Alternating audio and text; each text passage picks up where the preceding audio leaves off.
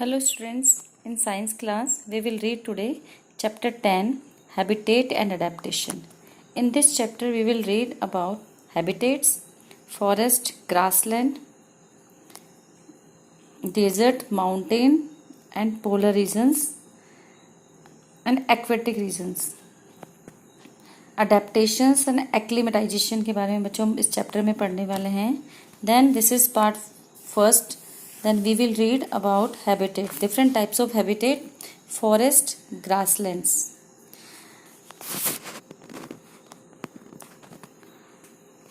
अभी नीचे कुछ पिक्चर्स दी हुई हैं बच्चों, उसमें आपको सिलेक्ट करना है कि choose the appropriate name of the places from the choices given in the box and write them in the space given below each picture. ये जो पिक्चर दी हुई है उसके नीचे जो आपकी चॉइस दी हुई है ना, उसमें सिलेक्ट करके चूज करके आपको फिल करना है. This one is forest, then this is mountain region,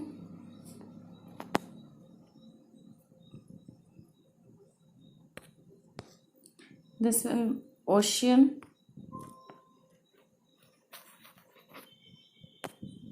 then here desert region, desert,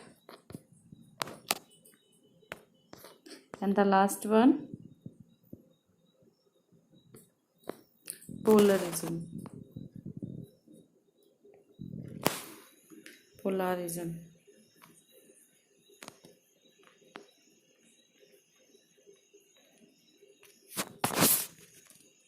So you have to fill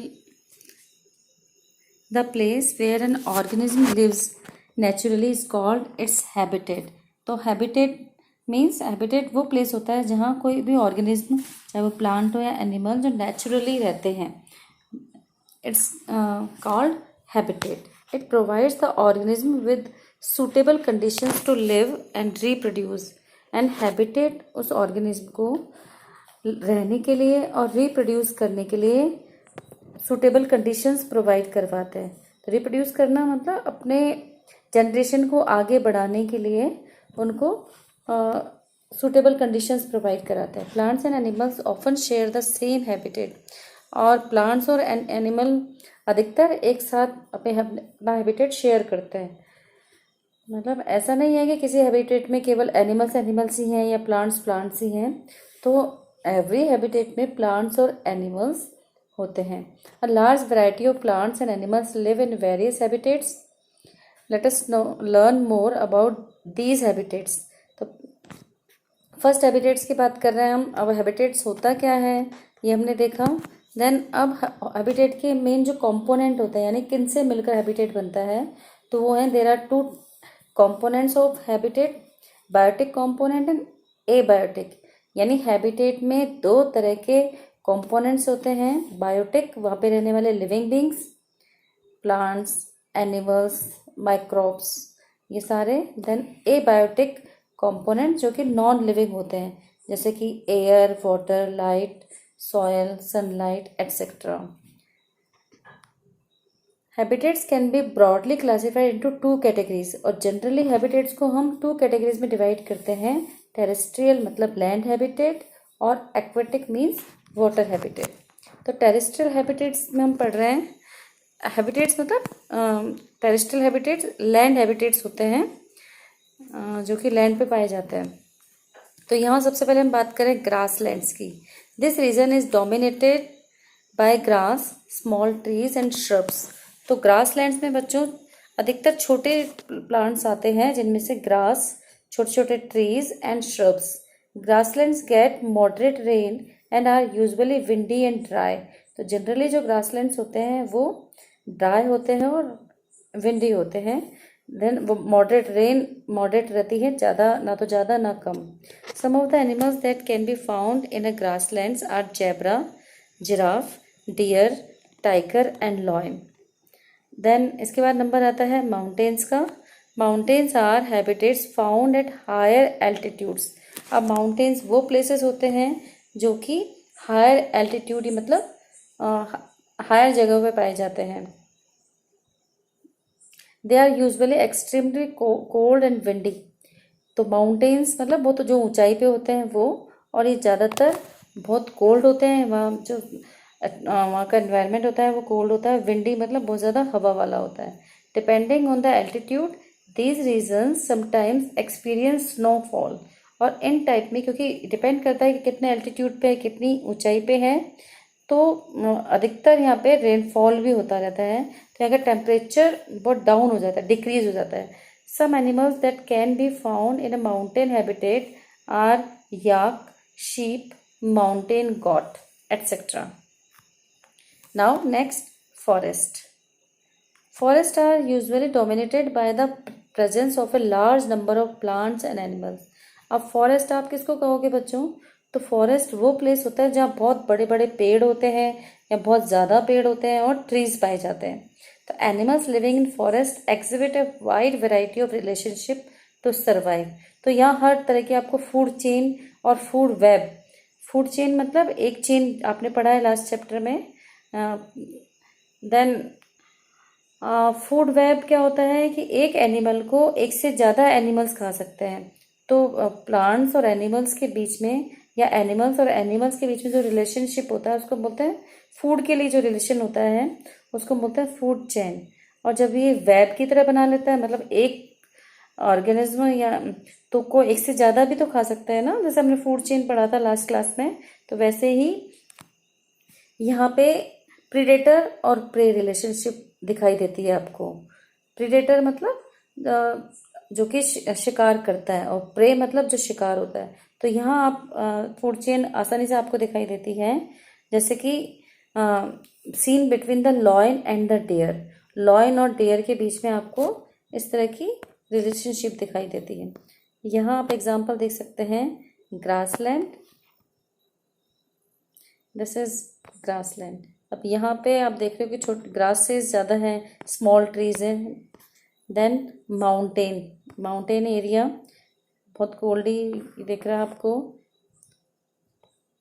snowfall हो रहा है यहाँ और काफ़ी कोल्ड रीजन होता है। देन फॉरेस्ट, यहाँ पे large variety of plant and animals की आप देख सकते हैं, different types of animals and plants, and उनके बीच में फूड चेन और फूड वेब पाया जाता है। Forest too are classified in many ways. Generally forest can be 3 different types. तो फॉरेस्ट की को बहुत तरीक़ों से क्लासिफाइड कर सकते हैं। तो यहाँ पे 3 तरीके से क्लासिफाइड किया है, tropical, temperate and boreal forest. Tropical forest, tropical forest are found near equatorial regions. तो ट्रॉपिकल फॉरेस्ट कहाँ पे पाए जाते हैं? इक्वेटर के पास में, इक्वेटर के आसपास ट्रॉपिकल फॉरेस्ट पाए जाते हैं। आपने एसएस में पढ़ा होगा वो ये। They experience high temperatures and a significant amount of rainfall. तो यहाँ बहुत ज़्यादा टेम्परेचर रहता है usually, and significant amount of rainfall, rainfall अच्छी अमाउंट में होती है। The forest that receive the maximum rain are known as tropical rain forest. तो वो फॉरेस्ट जहाँ पर मैक्सिमम रेनफॉल होता है तो इनको बोलते हैं हम tropical rain forest. They are home to over half of the world species. तो इस टाइप के जो फॉरेस्ट होते हैं ये पूरे वर्ल्ड की स्पीशीज, चाहे वो प्लांट्स हो या एनिमल्स, तो उनकी आधी स्पीशीज यहाँ पाई जाती है। Orchids, vines, mosses and ferns are some of the plants found here. तो यहाँ orchid, vines, mosses and ferns ये सब प्लांट्स पाए जाते हैं। Some animals that are found here include elephants, king cobras, apes, hornbills, parrots and representatives of most of the other animal group. तो most of animal group है उनकी variety, different types of variety हमको यहाँ tropical जो forest होता है उसमें दिखाई देती है। देन इसके बाद आता है temperate forest. Temperate forest are highly found in northern hemisphere and in certain parts of the southern hemisphere. तो नॉर्दर्न हेमिस्फीयर और सदर्न हेमिस्फीयर में टेम्परेट फॉरेस्ट पाए जाते हैं। They may show a wide range of climates but mild winters and moderate rainfalls are the most common features. तो यहाँ जो पाए जाने वाले ट्रीज हैं या प्लांट्स हैं, यहाँ पे मेनली ओक और पाइन प्लांट्स पाए जाते हैं टेम्परेट फॉरेस्ट में. Animals that live in this forest include deer, giant pandas and various other species of birds and insects. Different type of species of birds and insects की यहाँ पाई जाती हैं. Then boreal forest. अब boreal forest जो होते हैं उनको टैगा फॉरेस्ट भी बोलते हैं, are located at high altitudes and hence constitute a harsh environment. तो ये जो टैगा फॉरेस्ट होते हैं ये हाई एल्टीट्यूड पे होते हैं, बहुत ऊंचाई पे होते हैं, और यहाँ का जो एनवायरनमेंट होता है बहुत ही मुश्किल होता है जीवन के लिए, सरवाइव करने के लिए, चाहे वो प्लांट्स और एनिमल्स, बिकॉज यहाँ पे बहुत लो टेम्परेचर होता है, टेम्परेचर बहुत कम होता है, एंड न्यूट्रिएंट पुअर सॉइल होती है. जो सॉइल होती है बिकॉज वो बर्फ से ढकी हुई होती है तो उसमें जो न्यूट्रिएंट्स होते हैं वो बहुत कम होते हैं. For most of the year parts of these forest are filled with snow, क्योंकि यहाँ मोस्ट ऑफ द पार्ट है ईयर का वो स्नो से कवर्ड रहता है. Animals and birds found in these forest includes rabbits, bears, wolves, owls and bald eagles. Vegetation is composed primarily of cone bearing होते हैं, cone shape के होते हैं जनरली, निडल लीव्ड, उनकी जो लीव्स होती है और निडल शेप की होती है, और स्केली लीव्स होती है बिकॉज बर्फ बहुत ज़्यादा गिरती है तो इसकी वजह से उनकी जो शेप होती है वो निडल शेप हो जाती है, कोन शेप हो जाती है, ताकि जो आइस है या स्नो है उस पर ठहर नहीं पाती और वो स्लाइड कर जाती है. Evergreen trees such as pines, और पाइन्स पाए जाते हैं. That's all for today. Thank you students.